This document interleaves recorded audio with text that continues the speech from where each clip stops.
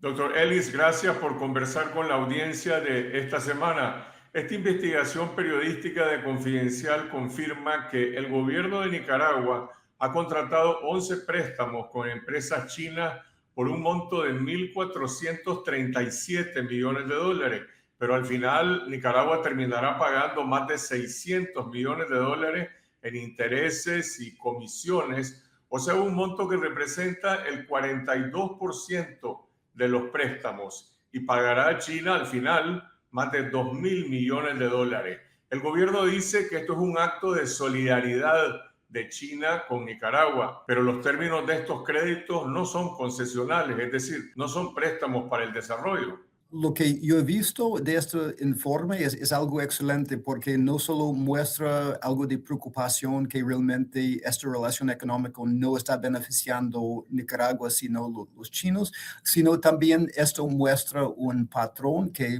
se nota en otros países con regímenes autoritarios en que hay poca transparencia, hay pocas otras opciones. Se trata de ejemplos de Ecuador, de Zimbabue, de Surinam, entre otros. Hay ciertos patrones, hay altas tasas de interés. Yo creo que en este caso, como indica su informe, los tasas de intereses son entre 4 y 6%. Pero por encima de esto, también hay tasas muy altas de comisiones, que son entre, yo creo que 2.5 y hasta sí, 3.5%, más pagos adelantados, más otras condiciones. En estos préstamos de estos 1.4 millones de dólares, que hay 1.000 millones de dólares de financiamiento para estos proyectos, aparte de las cuestiones de rendimiento por empresas chinos y su récord en hacer obras en otros lugares, realmente se acaba pagando más de 2.000 millones de dólares. Pero eso es un patrón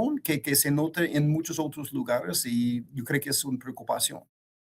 En el caso específico del aeropuerto de Punta Huete, el préstamo es de 440 millones de dólares y al final Nicaragua va a pagar 800 millones de dólares, ya incluyendo los intereses y las comisiones. Es decir, los intereses y las comisiones equivalen casi al 100% del préstamo. Sí, de nuevo, es un patrón visto en muchos lugares. Es un proyecto en que no empezó con un diseño por parte del gobierno, sino permitió que los mismos chinos hicieran el diseño y estaba pagado por esto. También, igual como en otros países, o sea, que los pagos adelantados, o sea, de este préstamo, yo creo que algo como 20% se paga en avance. O sea, si los chinos no avancen nada en este proyecto, ya pierde más de 20% en comisiones y cosas así. Yo creo que en el caso de este aeropuerto, estamos hablando de más de 4%. Y es interesante, un tasa tan alto para un préstamo de, yo creo que 15 años en este caso, que es muy corto para un obra público. Si comparamos esto a, por ejemplo, los tasas que recibe del Fondo Monetario Internacional, el BID, el Banco Mundial, lo que a veces son hasta solo 1% por 40 años.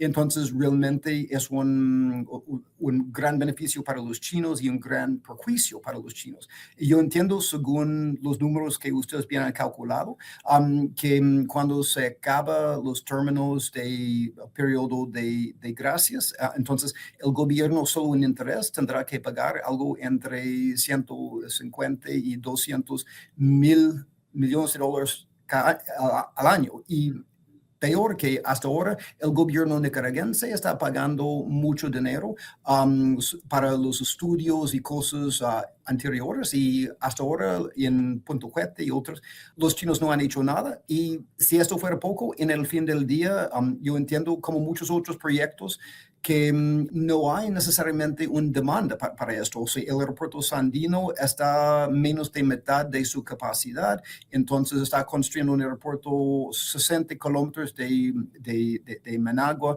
donde hasta ahora no hay hoteles, no hay restaurantes, no hay infraestructura turística, no hay manera para los operadores de llegar, no es claro cuáles aerolíneas va a servir este aeropuerto, y en el fin pagando mucha plata para algo que no necesariamente beneficia el gobierno de Nicaragua ni en turismo ni necesariamente en carga. Usted hablaba de que esto corresponde a un patrón de operaciones de China y las empresas chinas, no solamente en América del Sur, sino en otros países.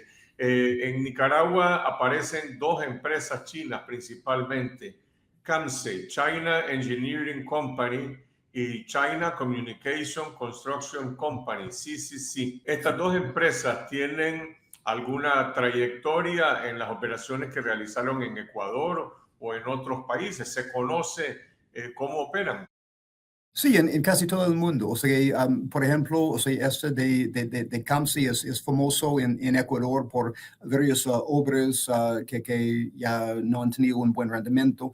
Yo creo que CAMPKI es famoso en Bolivia bajo Evo Morales también para una serie de proyectos que no han salido bien en hidroeléctricos y cosas de carretera hasta que han perdido proyectos allá. Y usted menciona esta empresa China Communications Construction Corporation que tiene por debajo esto China Harbor, que está involucrado en una cantidad de proyectos que no han ido bien en todas las Américas y otros lugares, y también China Railway Road, también dentro de esto. O sea, todo eso, incluso, si recuerdo bien, hace pocos años el Banco Mundial sancionó esta empresa padre de CCCC por temas de corrupción. Entonces, sí, esas empresas tienen una mala fama en muchas partes del mundo, incluso los proyectos desastrosos, como este famoso represa hidroeléctrico Coca-Cola Sinclair en Ecuador, que quedó un proyecto de 1.7 mil millones de dólares, en el fin costando al Estado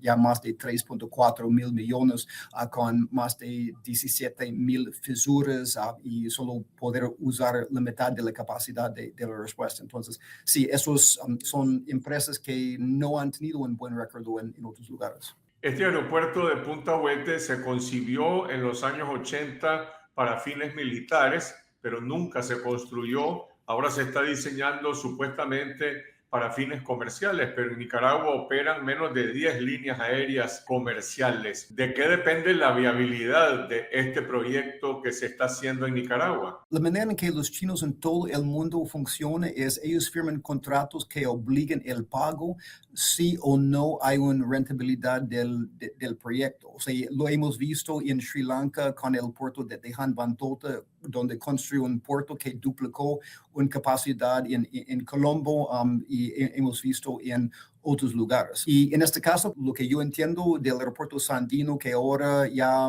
está procesando más o menos como 700,000 pasajeros y su capacidad es 2 millones, o sea que es menos de la mitad de su capacidad, y es más cerca. Entonces, ¿por qué ya hacer todo este dinero para otro aeropuerto cuando el aeropuerto existente ni es la mitad de su capacidad? Y además, la situación de los Ortegas sujeto a sanciones y presiones, o sea, no hay ninguna razón para pensar que Nicaragua en algún momento va a aumentar mucho su atractividad turismo. Entonces no es claro. O sea, hay cierta especulación que este aeropuerto podría servir China o Rusia por su larga pista, igual como pasó en la Guerra Fría con los MiG-21, aunque nunca utilizado, o podría servir como un aeropuerto de cargo. Pero si un aeropuerto de cargo serviría los intereses chinos o los intereses niques. Sí, el problema es quién paga si este aeropuerto no rinde dinero para Nicaragua. Paga los niques, paga el gobierno los préstamos, ya han perdido este primer 20%, yo entiendo. Entonces, y eso es casi en todo. El mismo pasó en Venezuela, donde desapareció 64 mil millones de dólares en préstamos durante los años de Hugo Chávez y Nicolás Maduro. Los chinos han recibido pago para casi todo esos préstamos. Solo falta, yo creo que 7 millones de dólares en pagar para los chinos en Venezuela. Pero en el fin, ¿qué ha recibido Venezuela para esto? O sea, proyectos abandonados en la represa Guri, proyectos abandonados en el ferrocarril Tinaco-Anaco, proyectos abandonados en fábricas que nunca produció carros, etcétera, etcétera. Yo creo que Nicaragua va en este mismo camino, que en el fin del día los chinos reciben su pago, quizás hay ciertos beneficios que va a la familia de Ortega, de Laureano, por su rol en esos contratos, pero en el fin Nicaragua queda estancado con pagar la deuda y sin realmente algo que ofrece el valor para seguir en adelante el pueblo nicaragüense, en mi opinión. El gobierno de Nicaragua presenta estos proyectos y estas relaciones con las empresas chinas como un acto de solidaridad de China con Nicaragua y como una relación estratégica de largo plazo. Para las empresas chinas, estos préstamos que se van a ejecutar en 15 años son parte de una relación de largo plazo o son cuestiones de corto plazo. Los chinos, en mi opinión, y yo he seguido este tema por más de 25 años, ellos son muy buenos en hablar bonito, suave, en palabras que sueñan como cosas de países en desarrollo y amistad y hermandad, y etcétera, etcétera. Pero en el fin, en los hechos, los beneficios van a las empresas chinas, va estratégicamente al gobierno chino. A veces ellos más aprovechan donde encuentran líderes autoritarios populistas dispuestos a entregar lo que ellos quieren bajo términos muy ventajosos a ellos. Pero no necesariamente a los pueblos. La misma historia se encontró en los proyectos de infraestructura en Angola, en Mozambique, en muchos lugares. Por esto, Franja Ruta tiene tanto mal fama con más de un tercio de sus proyectos desde Asia Central hasta acá fallado. Si uno mira quién recibe el beneficio, esos contratos en cuanto a los altos tasas de interés, las comisiones, los pagos en adelantado son porque igual en Venezuela, igual en Ecuador, los chinos entienden que los gobiernos populistas no son confiables. Entonces ellos sacan su dinero en adelante, sabiendo que los proyectos podrían desviarse o ser ya cancelados, pero en el fin los chinos sí generar valor o no, los chinos quedan con su dinero. Para mí, lamentablemente, suena bonito, pero eso es su concepto de solidaridad. Los dictadores, los líderes autoritarios pueden decir, mira, algo tan bonito para nuestro país, mira lo que he logrado, pero los pormenores es una estafa, lamentablemente. ¿Qué pasa cuando se produce un cambio de gobierno? Si en Nicaragua se produce, por ejemplo, una transición democrática, se está heredando una deuda muy onerosa al país, al Estado. ¿Cómo se negocia con estas empresas chinas en esas condiciones? En esto también tenemos mucha historia, muchos ejemplos en otras partes del mundo. Si hablamos de la renegociación o intento de renegociar en Surinam, o también en Sri Lanka después de este puerto de Hanvantota, o con el cambio de gobierno en Guyana o en Ecuador. Dos cosas pasan. Número uno es que los chinos casi siempre no están dispuestos a perdonar este endeudamiento. Las otras instituciones occidentales tienen una tendencia de renegociar cuando este tipo de endeudamiento es demasiado oneroso. Por ejemplo, las negociaciones del Club de Paris, que los chinos no participen en este tipo de cosas. Si miramos el ejemplo de Surinam, por ejemplo, ellos han insistido que los gobiernos de Surinam, después del endeudamiento de este ex dictador Desi Bouterse, pagaba todo de más de 430 millones de dólares en proyectos acumulados. En el caso de Sri Lanka, básicamente tenía un plan ganar-ganar que solo si el gobierno entregaba el puerto a Operación China, que había construido bajo el gobierno anterior, ya iban a perdonar este endeudamiento. Pero eso fue a beneficio chino. Pero lamentablemente, lo otro, y en el caso de Nicaragua, yo entiendo que sigue estancado con quizás pagos de $200,000 o más cada año, hasta muchos años. La otra cosa que hemos visto es siempre hay una tendencia que los chinos intentan usar su presión de obligar a los gobiernos de caer más en la trampa. Yo recuerdo, por ejemplo, cuando Lenin Moreno en Ecuador, después de Rafael Correa, intentó escapar este gran endeudamiento que puso una crisis en sus pagos, que los chinos básicamente lo dijeron, mira, no le van a perdonar este endeudamiento ni los contratos, pero si ustedes tienen una crisis de pago, entonces le prestamos más con tasas de interés altos más. Y en el fin, Moreno cayó parcialmente en esta trampa.